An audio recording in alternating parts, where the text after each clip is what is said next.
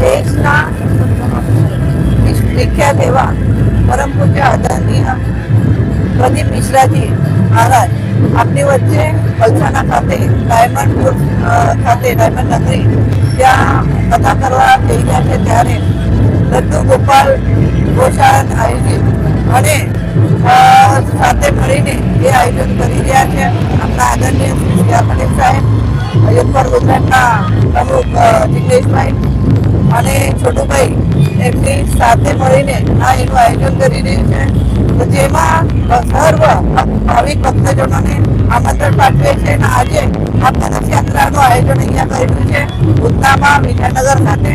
અને લોકોની ઈચ્છા પૂરી થાય, લોકોની જે સમસ્યા હોય સમસ્યાનું નિરાકરણ લાવવા માટે લોકો ખૂબ આધ્યાત્મિક રીતે પ્રદીપ મિશ્રાજી સાથે જોડાયેલા છે અને એમને જે કંઈ ઉપાય બતાવે છે, જે ટૂંકા બતાવે છે એમાંથી લોકોની ખૂબ સમસ્યા હલ થાય છે. એટલા માટે આ પ્રદીપ મિશ્રાજી પર શ્રદ્ધાથી લોકો જોડાયેલા છે અને એમના ઘણા બધા ફોલોઅર્સ પણ છે.